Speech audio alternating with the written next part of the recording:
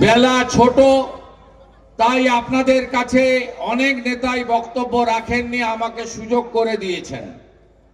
আমি আপনাদের কাছে বিনীতভাবে অনুরোধ করব যে আগামী কয়েক মাসের মধ্যে রাজ্যে বিধানসভার নির্বাচন হবে। এই নির্বাচনকে সামনে রেখে পশ্চিম বাংলায় পরিবর্তন আনার লক্ষ্যে আজকের এই পরিবর্তন সংকল্প সভার আহ্বান এবং এই পরিবর্তন সংকল্প সভার অঙ্গীকার প্রতিজ্ঞা প্রত্যেকটি বুথে পাড়ায় বাড়িতে নিয়ে যেতে হবে। কেন নিয়ে যেতে হবে?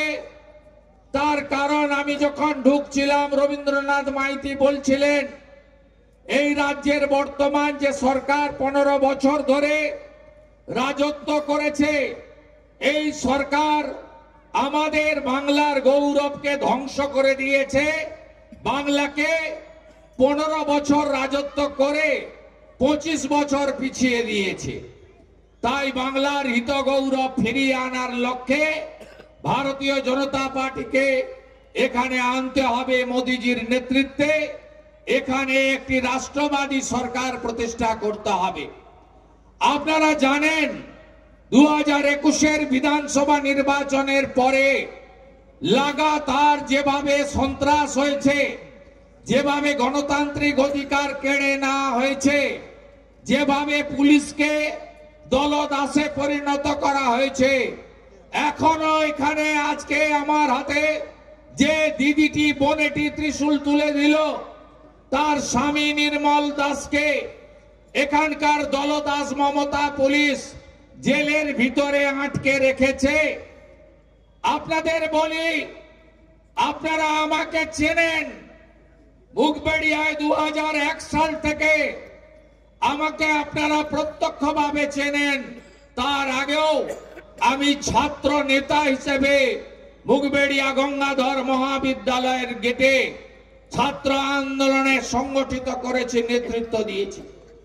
আজকে আপনারা জানেন এই অত্যাচারীরা শেষ কথা বলে না, অত্যাচারী কখনো শেষ কথা বলে না। এদের আগামী কয়েক মাসের মধ্যে খুঁজে পাওয়া যাবে না। আর এই যে মমতা পুলিশ, আপনারা যা যা করছেন, যা যা আপনারা করছেন, তার শুধু হিসাব হবে না, তার শুধু আমরা বদলা নেব, বদল হবে না, বদলা নেব এবং দণ্ড সুদ দিয়ে পাই পাই পাই পাই আদায় করে নেব। 2021 সালের পরে কি সীমাহীন অত্যাচার হয়েছে অর্জুননগরে, বরজের একটা প্রান্তে, জুখিয়ার কোন কোন বুথে, বাসুদেব বেড়িয়ার কোন কোন বুথে, এখনো অর্জুননগর আড়গোয়ালকে এই যে এখানকার যে গুন্ডাগুলো, আমি তাদের নখ থেকে মাথার চুল পর্যন্ত চিনি, তারা কি করে রেখেছে আমরা জানি। আমি বলছি আপনারা ঠেলা সামলাতে পারবেন তো? পারবেন না। আমি তৃণমূলকে বলে যাই, একটা সময় উত্তরপ্রদেশেও জঙ্গলের রাজত্ব ছিল। 2017 সালে বিজেপি জেতার পরে, যোগীজি আসার পরে উত্তরপ্রদেশের জঙ্গল রাজের নাম নিশান পুছে দেওয়া হয়েছে। বুলডোজার চলে উত্তরপ্রদেশে। আজকে শান্তিতে মানুষজন আজকে বসবাস করছেন। একইভাবে একটা বয়ান ছিল, কথিত ছিল যে আপনার সমোসা মে আলু আর বিহার মে লালু, অর্থাৎ হিন্দিতে সমোসাকে সিঙ্গাড়া বলা হয়। সিঙ্গাড়ার ভিতরে আলু আর বিহারে ছিল লালু। সেই বিহারে আপনারা দেখেছেন নীতিশ কুমারজির সুশাসন, নরেন্দ্র মোদীজির বিকাশ একসঙ্গে মিলে গোটা বিহারকে আজকে নতুন জায়গায় নিয়ে গেছে। আপনারা ভাবছেন আর কবে, আর কবে, আর কবে, আর কবে। আমি আপনাদের বলে যাচ্ছি, এপ্রিল মাসের পরে তৃণমূল থাকবে না, তৃণমূল উঠে যাবে। আর যে পুলিশরা তপন মিদ্যা থেকে নির্মল দাসকে মিথ্যা মামলায় আজকে জেলে রাখলো, আজকে আমাদের সুখদেব ভাইকে তফসিলি পঞ্চায়েত মেম্বার একাধিকবার জেল খাটালো, সব আমার মুখস্থ আছে, লিখে রাখতে হয় না। আমি এর সুদ আর আসল একসঙ্গে হিসাব তুলব, নিশ্চিন্ত থাকতে পারেন।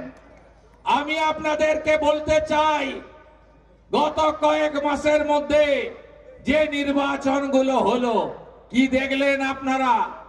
লোকসভা নির্বাচনে 99টা সিট কংগ্রেস আর তৃণমূল কংগ্রেস 29টা সিট পাওয়ার পরে এমন ভাব করেছিল যেন দিল্লি তাদের দখল হয়ে গেছে। লোকসভা নির্বাচনের পরে প্রথম ভোট হলো হরিয়ানাতে, সব সার্ভে বলল কংগ্রেস আসছে, কংগ্রেস জিতছে। গণনা হলো, যোগীজি আওয়াজ তুললেন হরিয়ানাতে বাটেঙ্গে তো কাটেঙ্গে, ভাষার নামে, ধর্মের নামে, জাতের নামে বিভক্ত হবেন না, ঐক্যবদ্ধ হন, যদি ভাগ হবেন তাহলেই বিপদ। মোদিজি আওয়াজ তুললেন এক रहेंगे তো সেফ रहेंगे, অর্থাৎ এক থাকলে সুরক্ষিত থাকবেন। হরিয়ানা কা জিত हमारी है। তারপরে মহারাষ্ট্র কা জিত বিজেপির है। তারপরে দিল্লি দেখুন, 27 বছর পরে ফ্রি ফ্রি ফ্রি ফ্রি আরেক ফেরেববাজ মমতা ব্যানার্জির মতো অরবিন্দ কেজরিওয়াল, জেল খাটা মুখ্যমন্ত্রী প্রাক্তন।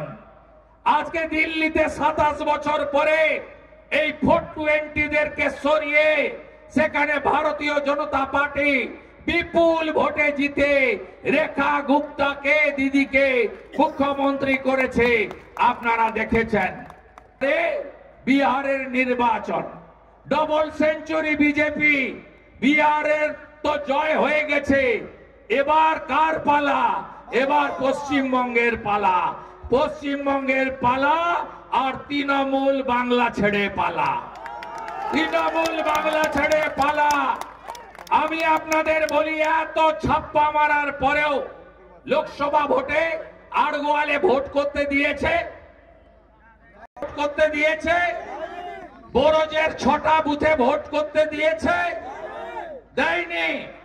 তারপরেও ভগবানপুর বিধানসভাও হারাতে পারেনি, কাঁথি লোকসভাও হারাতে পারেনি। পিসি হেঁটেছিল কাঁথিতে, ভাইপো হেলিকপ্টার নিয়ে এসেছিল, বলেছিল অধিকারী মুক্ত পূর্ব মেদিনীপুর চাই। কোলাঘাট থেকে এগরা আপনারা পিসি ভাইপো মুক্ত পূর্ব মেদিনীপুর তৈরি করে দিয়েছেন। 16টার মধ্যে 15টা বিধানসভায় লিড। তমলুকে 80,000-এর কাছাকাছি ভোটে অভিজিৎ গাঙ্গুলি, 50,000-এর কাছাকাছি ভোটে বিজেপি প্রার্থী সৌমেন্দু অধিকারী কাঁথি থেকে নির্বাচিত হয়েছে। আপনাদের আমি বলে দিলাম, শুধু এসআইআর এর কাজটা ঠিকঠাক করে করুন। আমাদের সঙ্গে ওদের তফাৎ কত?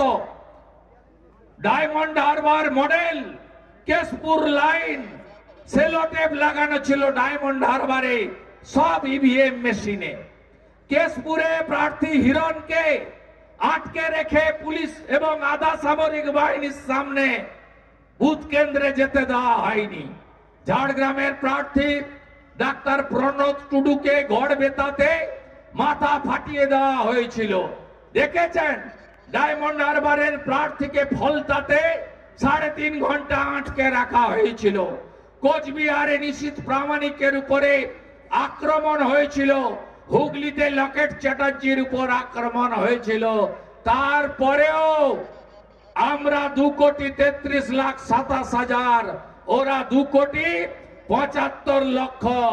এসআইআরে লিখে রাখুন, যতই প্যাক করো না কেন, বাবার সঙ্গে মায়ের সঙ্গে, বাবাকে শ্বশুর, শ্বশুরকে বাবা, আর জামাইকে ছেলে, ছেলেকে জামাই বানাও না কেন, 1 কোটি নাম উড়ে যাবে যাবে যাবে যাবে যাবে।